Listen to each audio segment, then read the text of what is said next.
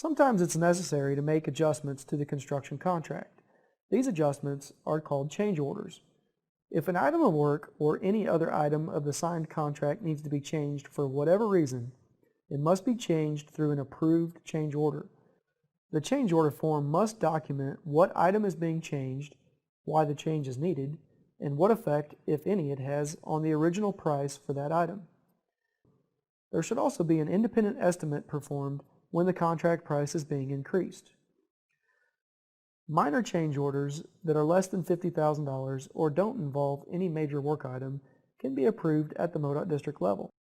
If, however, the change order is over $50,000 or it involves a major work item, then it must go through the MoDOT central office for an approval.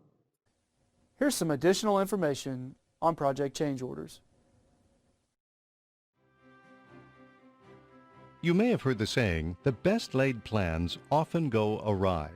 The highway construction industry recognizes that it is unrealistic to expect that a construction project can be built without changes to the original project plans. Although designers and engineers prepare project plans with diligence and great care, unforeseen conditions, utility conflicts, or unknown geology are items that often can't be anticipated and factored into project design and specifications. It may also become apparent after a construction project has begun that design alterations are needed to make the constructed work a better fit for the field conditions. When this happens on your construction project, the project contract needs to be modified to accommodate the required changes. However, if contract changes need to be approved as part of the federal funding procedures, properly executing contract changes is critical to a project's success. A change is any alteration to the original construction contract. Change orders are negotiated agreements with the contractor that affect the cost, schedule, design details, or specification requirements, or any combination of these. Not every agency uses the same terminologies for contract changes. Other common terms used to refer to contract changes are change order, contract change order, supplemental agreement, contract modification, work order, and time adjustment or time extension. A claim is also processed as a contract change. A claim is formal request for additional compensation that is a step beyond the normal change order process. Claims are usually the result of unresolved modifications to a contract that have been previously denied in the change order process. Generally, the reasons change orders are needed is to make contract adjustments such as plan or specification corrections or changes to cost or time allowed to complete the work.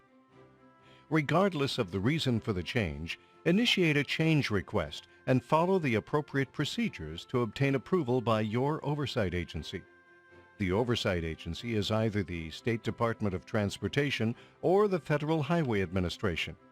Changes to a contract require the same level of approval as the initial contract. Upon receipt of the request for approval of a contract change, the oversight agency will assess your request to determine whether the proposed changes are eligible for continued federal aid participation. Depending on the magnitude of the proposed changes, the level of detail of information needed for analysis may increase. When developing a change request, at a minimum, be sure to assess these 4 issues for every proposed change.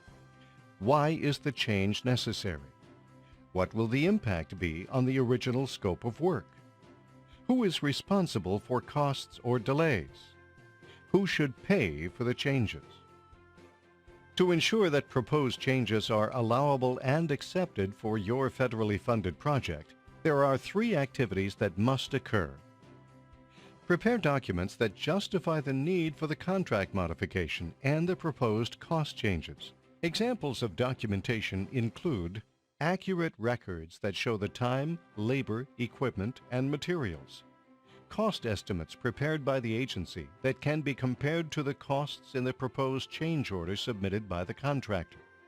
Evaluation of construction schedule modifications needed and incorporated into the change, and court orders or other legal agreements that are used to resolve a claim. A change is normally negotiated with the contractor.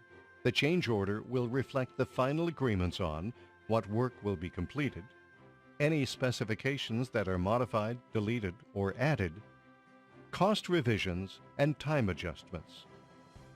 Finally, a change order must have the approval of the oversight agency for it to be accepted as part of a revised contract. At this stage, the oversight agency makes a determination of allowable federal aid participation. The actual procedures for approval of contract changes by an oversight agency vary based on the impact the changes may have on a contract. Refer to the Stewardship and Oversight Agreement between the state DOT and FHWA for detailed procedures for all change orders. Agreements for project funding between your agency and the oversight agency also may contain separate procedures. Change happens. How you handle contract changes for your federal aid project can substantially impact the funding participation for those changes. Just remember, whether you have a change to the time allowed for completion or make a major specification modification, make sure to get oversight agency approval for all proposed changes to your federal aid contracts. Field checks. How often should you, the owner of the project and person in responsible charge, visit the job? Our expectation is that the project site is visited at the time of the pre-construction meeting, when the first pay request is issued, and during major milestones of the project. Visit the project when the first invoice is submitted and ensure that the project diaries are completed, neat, accurate, descriptive, and legible. If you verify these things early on, it'll save you from having to recreate the project later on when you figure out the documentation is not right. Also visit the project when there are major milestones being completed, such as concrete pours on a sidewalk project or pile driving on a bridge project, just to name a couple. Make sure the proper inspections are being completed, make sure the forms are set up in a way that the ADA requirements will be met, and this will save you from having to tear out any work and replace it because it is unacceptable later on. Once construction on your project is complete, you'll schedule a final inspection. During this walkthrough, you'll review all the work, the documentation in the diaries, test results, and other relevant information. You may also need to create a punch list of items the contractor needs to complete before issuing final acceptance for the project. The Engineering Policy Guide, or EPG, Section 136.11 provides very clear guidance and checklists for all the clearances and certifications needed to be able to close out an LPA project. There's also a how-to tutorial detailing this process. We want to focus on the time frame for closing out these projects. Our expectation is that your project should be closed within 60 days of final acceptance. To help make this happen, best practices are not to wait until the end of the project to get material certifications from the contractor, or DBE certifications, or any other certification you need. Getting these as soon as the work is complete will keep you from chasing the contractor around later on trying to get these things. Documents needed to close out the project are a final invoice, a final estimate, final inspection and acceptance, project certification, settlement of claims, final lien waiver, prevailing wage certification, DBE certification, and a final change order.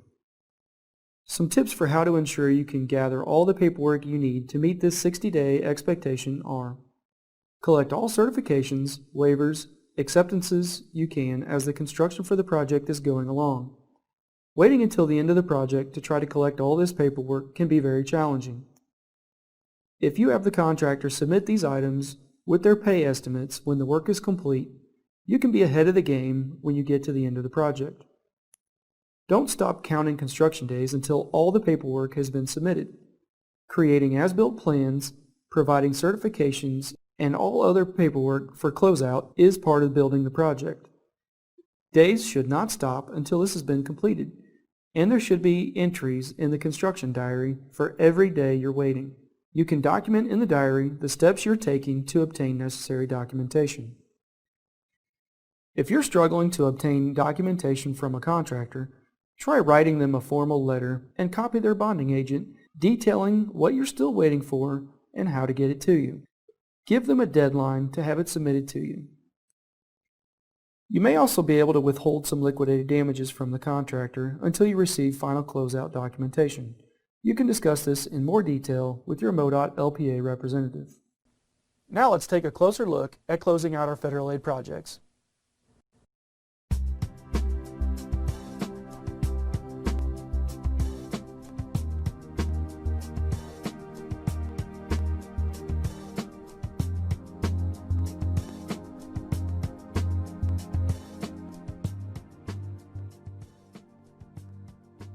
Project closeout is the process that closes out the financial award for a local public agency federal aid highway project.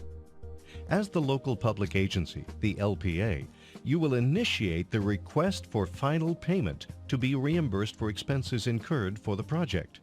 During the project closeout process, the oversight agency agrees that a project has been completed in accordance with the project authorization criteria as specified in the approved plans and specifications, including any authorized changes. Through this process, the oversight agency confirms that the completed project meets all engineering, financial, and other requirements that are tied to the use of federal funding. The three major steps in the project closeout process are final acceptance, final voucher, and records retention. Completing these steps assures the oversight agency that the work authorized on a federal aid construction project has been satisfactorily completed.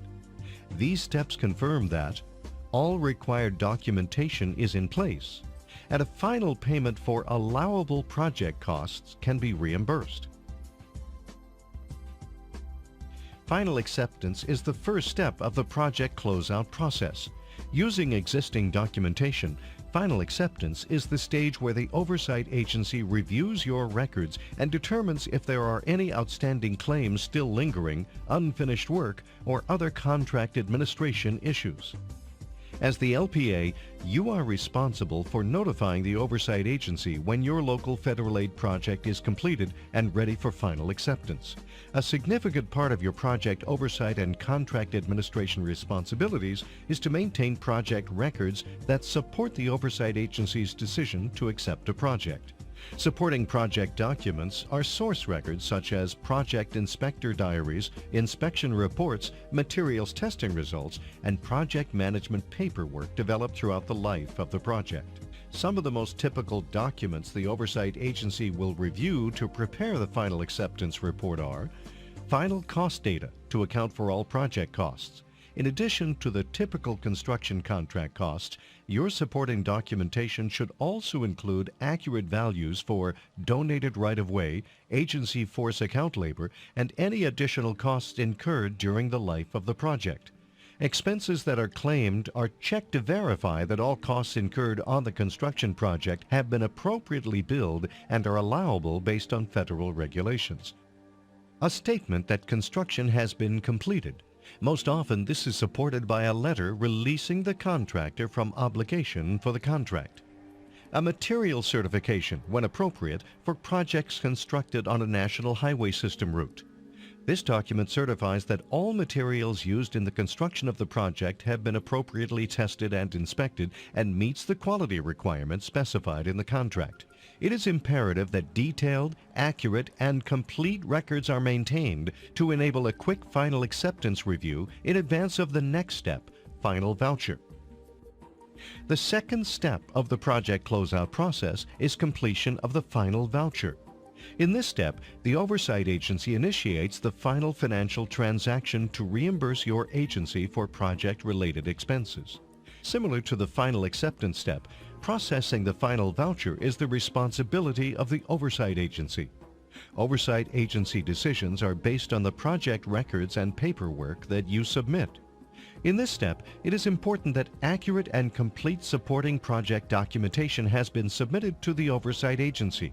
This expedites the process and contributes to the successful completion of the final voucher. Final voucher transactions are processed and approved by the local FHWA division office. Usually, the date you receive payment for project costs processed under the final voucher is the date the third and final step, records retention, begins. Records retention is the third and final step in the project closeout process. This step is just as important as the first two. The project records you've collected and developed during project construction and contract administration have to be retained. Supporting documentation for your project must be securely filed and available upon request for audits or reviews by the FHWA or other government officials. Federal regulation requires the retention of all federal aid project records for a minimum of 3 years following the last action on the project by the local agency. In most cases, the last action is when you accept the final reimbursement payment. An exception to this general statement is the closing of a warranty on a project. This also constitutes an action that will restart the 3-year retention time frame. However, check your local and state statutes to determine if longer retention periods apply. As an LPA, for the project closeout process to work effectively, maintain accurate and complete records and reports throughout the life of the local federal aid project so that the agency can complete final acceptance. Initiate a final payment request following the completion of project construction to the oversight agency. Retain supporting project documentation for a minimum of 3 years to allow time for audits. When good supporting documentation is created and maintained throughout the life of the project, and these steps are followed, it will help to ensure a smooth project closeout process and the successful reimbursement of costs.